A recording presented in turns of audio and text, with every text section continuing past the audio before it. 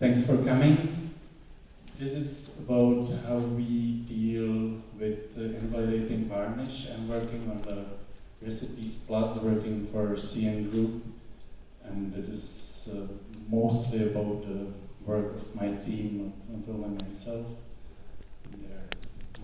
Some of them are sitting here. Thanks for your work on this. I don't know if should we care about this color stuff there or no?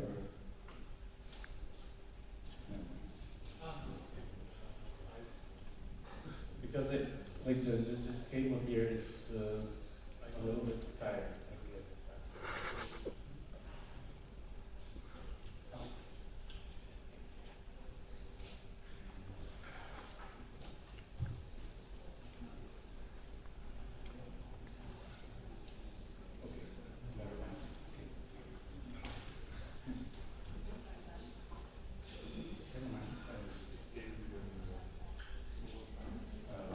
Yeah, when I was preparing this slide, I was thinking that I should probably close the doors and speak very silently.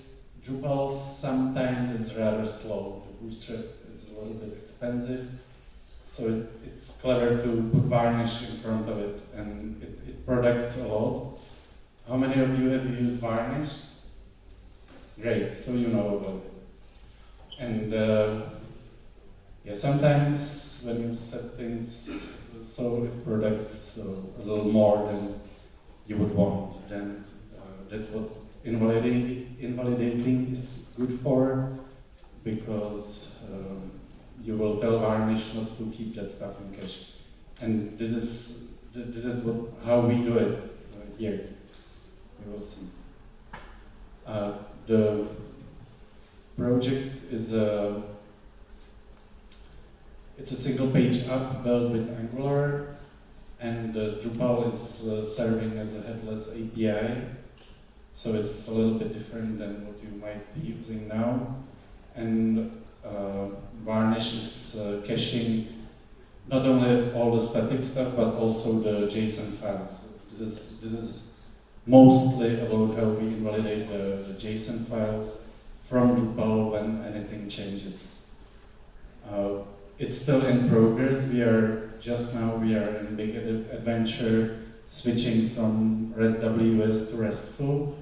If any of you is into headless Drupal, I highly recommend trying the RESTful module. Have you heard about it? Anyone? Just one. Okay. Go check it. I'll put a link into the slide then. The problem, as I said, is that stuff gets stuck in Varnish, and we receive a comment from a user, but we don't serve it soon enough in the list of comments because the JSON is cached.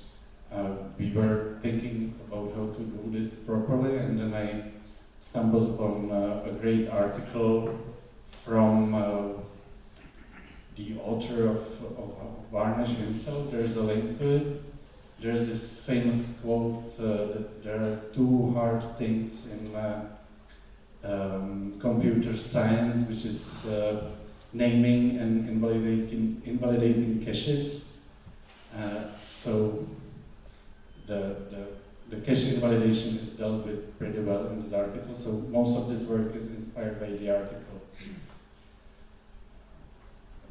There's more situations to solve when you begin to work on it. You realize that, for example, when a recipe, because the site is about recipes, has no comments, you serve an empty JSON with no comments, and then someone adds a comment, and you need to tell Varnish that the empty JSON is not valid anymore, and you need to update that one list.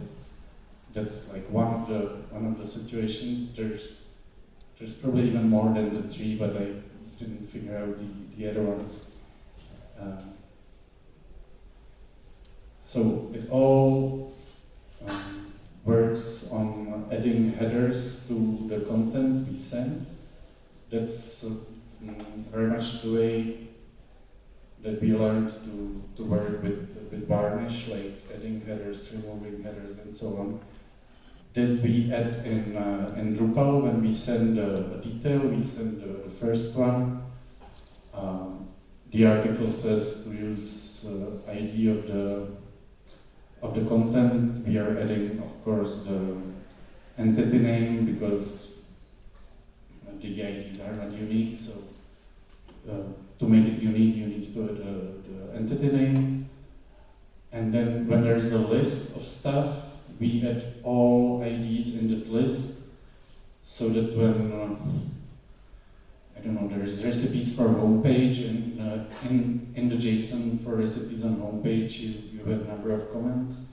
When it changes, you want to update that, or number of stars, or stuff like that. And this is the last trick, is what the list is related to. For example, the situation with comments, you would mark the list of comments with this to make sure when there's a new comment added to the recipe, you will be able to ban the list of the recipe, the comments for that recipe.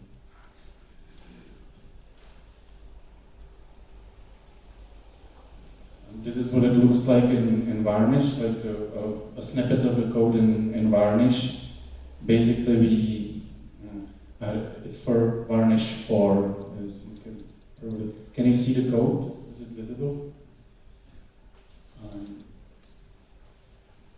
So there's slight differences in ECL for Varnish 4. If you see something weird, it's probably because of Varnish 4. So when there is a method called ban and the client IP is in the list of IPs allowed to do such an operation, we do the stuff. You know the ACL stuff in Varnish? It's quite useful for things like this. You don't need to use the socket connection. You can use HTTP, and you can protect it by this ACL. So when you use HTTP requests to do operations like banning, purging, you should also use the ACL to make sure that someone doesn't ban stuff in your Varnish from the outside world. And this is the very code in Varnish. It's quite simple. The tricky part about it is you have to realize that like when you write this ban thing, you have to realize that the request you are in is not the one which you are banning, and you are searching for another object or probably more objects in Varnish cache.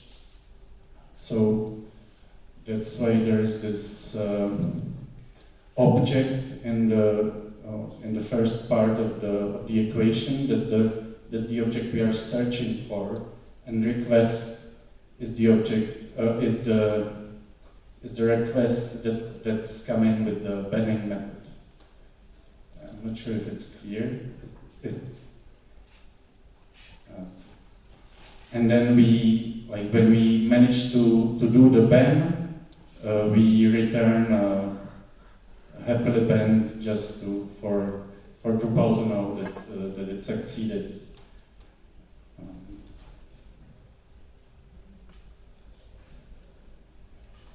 As I said, we are using at the moment we are using both of them, REST.ws and RESTful.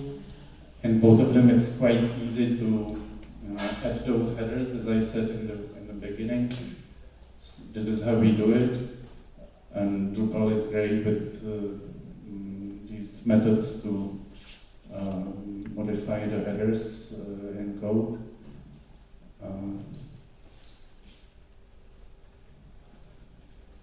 We wouldn't be able to do all this without we have a separate server we call the worker node, which is only running which is not concerned with the clients. So we offload all this stuff to this other server. We have a trash daemon running there, and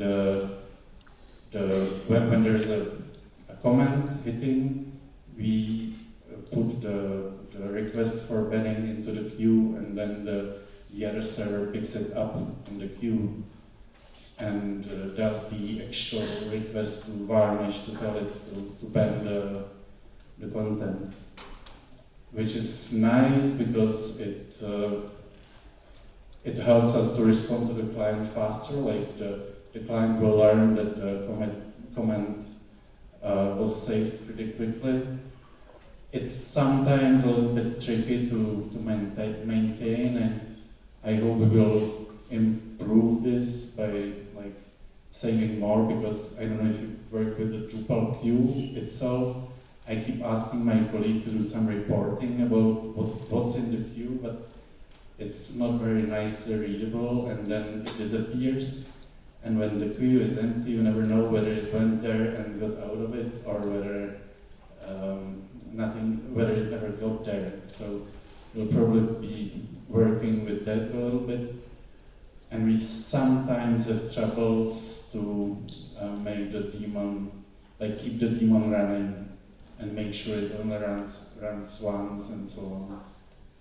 But in general, I still think it's a great setup, and would recommend to use, like, if you want to have a little bit of a bigger site and make sure that you don't delay the front end, like the servers that are facing the world with stuff that are supposed to run only in the database and on the backend.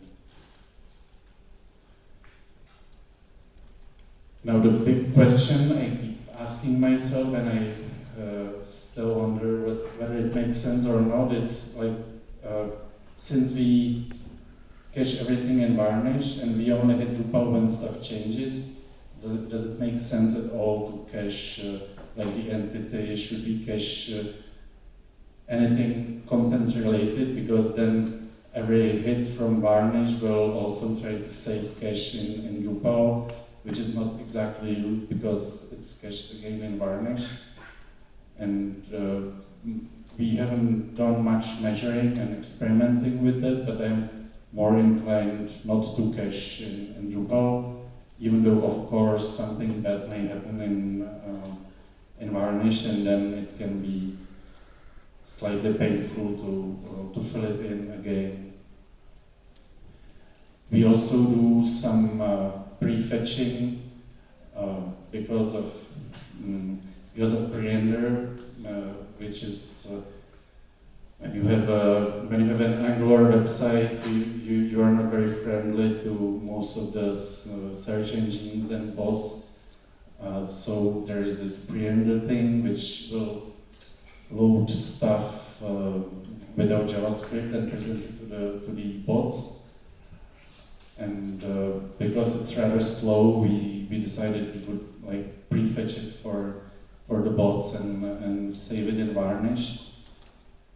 And this way we also managed to prefetch most of the JSON stuff and are safe for like when the normal people come.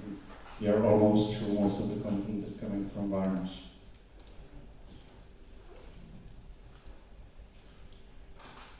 Yeah, I was like thinking, like, when I was doing this presentation, like why did we end up doing this ourselves? Isn't it better to use Contrib?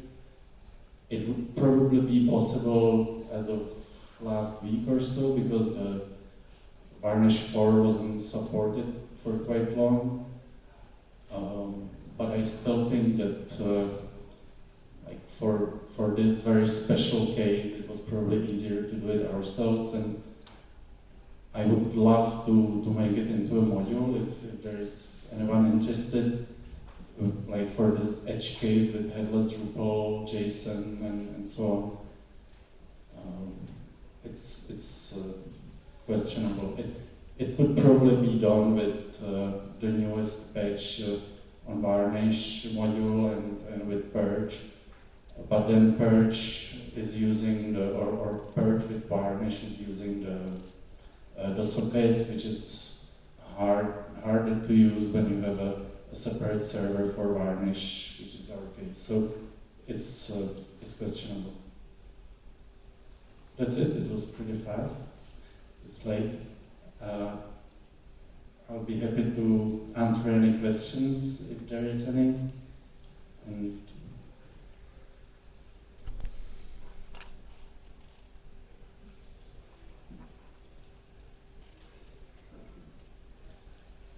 so thank you.